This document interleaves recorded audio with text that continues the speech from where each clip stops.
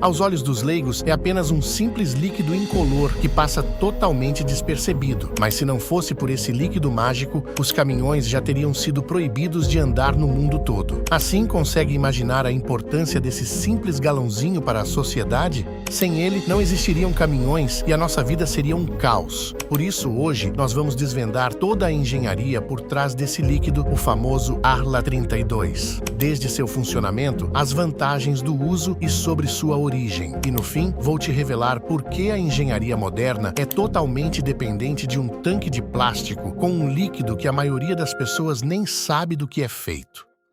Existe um ditado que, para entender a cura, antes de tudo, você precisa entender a doença. Assim, antes de entender como o Arla 32 funciona, vamos entender a maior doença do motor a diesel, que inclusive nasce exatamente do seu maior ponto forte, a taxa de compressão. Dessa forma, diferente do motor ciclo Otto do seu carro de passeio, que precisa de uma pequena faísca para acender a mistura, o motor a diesel joga pesado. Ele puxa o ar para dentro do cilindro e o pistão sobe esmagando esse ar até ele atingir temperaturas absurdas, passando facilmente dos 600 graus Celsius. E quando o bico injetor cospe o diesel lá dentro, sob uma pressão extrema, usando sistemas Common Rail, a combustão é espontânea. É uma explosão brutal, mas essa ignorância toda não é à toa. É daí que vem aquelas centenas de quilos de torque em baixa rotações que arrancam o asfalto e arrastam qualquer carga. O problema é a termodinâmica. Para arrancar o máximo de energia de cada gota de diesel e garantir que a conta do custo operacional feche no final do mês, a engenharia precisou fazer esses motores trabalharem cada vez mais quentes e com misturas mais pobres, ou seja, com sobra de oxigênio. Só que quando você junta calor infernal, alta pressão e sobra de oxigênio dentro de uma câmara de combustão, você cria uma fábrica do nosso inimigo número 1, os óxidos de nitrogênio.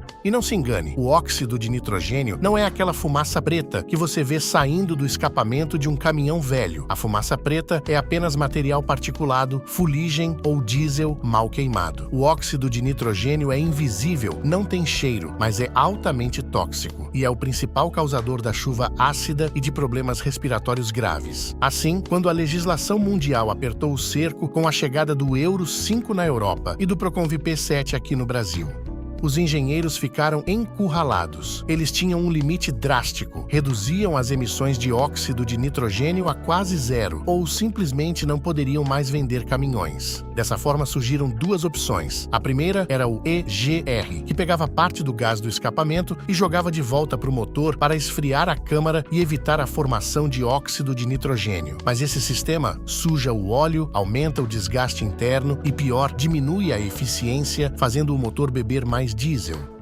Já a segunda opção era deixar o motor trabalhar livre, gerando o máximo de força e economia possível, e resolver o problema do óxido de nitrogênio depois que ele já saiu do motor, lá no escapamento. E foi assim que nasceu o sistema SCR, Redução Catalítica Seletiva. E é aqui que o nosso líquido mágico entra na jogada. O Arla significa Agente Redutor Líquido Automotivo e o 32 é a concentração exata da mistura. Assim, ele é composto por basicamente 32,5% de ureia de altíssima pureza, produzida em laboratório, sem contaminação por minerais e misturada a 67,5% de água desmineralizada. A engenharia descobriu que essa é a proporção exata onde a ureia e a água têm o menor ponto de congelamento possível simultaneamente. Nessa concentração, o Arla 32 só congela a 11 graus negativos. Isso garante que a bomba do sistema não exploda em países de clima frio antes mesmo do caminhão dar a partida. Agora, como funciona o sistema SCR na prática e qual o papel do Arla? Bem, a coisa começa no tanque do Arla.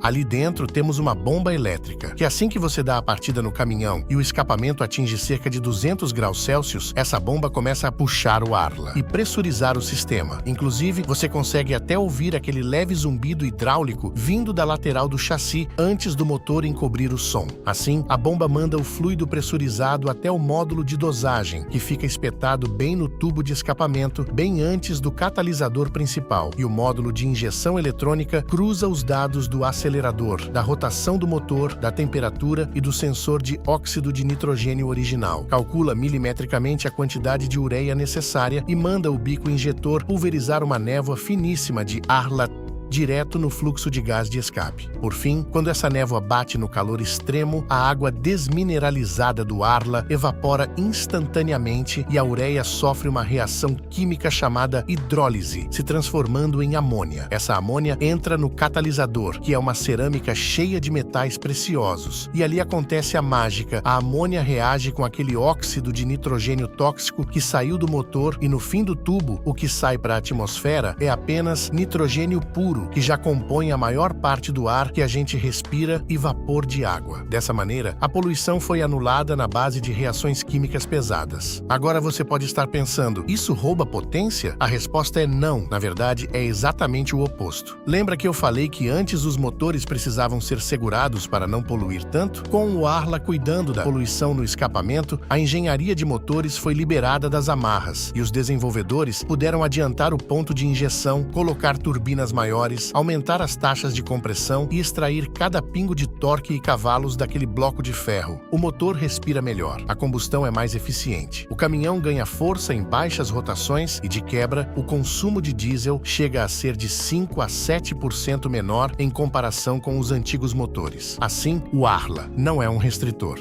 Ele é um passaporte de liberdade para o motor trabalhar na sua eficiência máxima. Mas aqui entramos na realidade dura da oficina. Toda essa engenharia tem um preço, e a palavra-chave é manutenção. O sistema SCR não perdoa negligência. Se o caminhoneiro quiser dar uma de esperto e diluir o Arla em água comum ou usar um produto de baixa qualidade, a conta vai chegar rápido. A ureia impura não evapora direito. Ela gruda nas paredes do escapamento e no bico dosador e começa a empedrar. Nós chamamos isso de cristalização. Dessa forma, o bico entope, o escapamento obstrui, aumenta a contrapressão e sufoca a turbina. Sem contar que a bomba do Arla, tentando empurrar fluido por um buraco entupido, entra em colapso e queima. E nós estamos falando de uma peça de substituição que pode custar mais de R$10.000 dependendo do caminhão. Assim, para quem tem frota, destrói qualquer cálculo de custo operacional. O barato não sai caro, o barato sai um absurdo. Além disso, o sistema tem seu próprio filtro, que precisa ser trocado religiosamente conforme o manual, senão a hidráulica da bomba entra em cavitação por falta de fluxo. Mas como estamos no Brasil e aqui tudo tem um jeitinho, surgiu um mercado paralelo. Os emuladores, basicamente são módulos eletrônicos clandestinos, que o pessoal instala para enganar o módulo do caminhão, dizendo que o sistema está funcionando e que tem Arla no tanque, quando na verdade não tem. Isso é a maior burrice mecânica e financeira que alguém pode fazer. A eletrônica embarcada de hoje não é boba. O módulo cruza a temperatura do escape com o sensor de óxido de nitrogênio final. Se ele percebe que o motor está em carga máxima e o óxido de nitrogênio não está caindo no escapamento, ele sabe que o emulador está mentindo. O resultado? O sistema aciona a estratégia de defesa. Ele corta o seu torque em até 40%. Assim, a transmissão automatizada fica completamente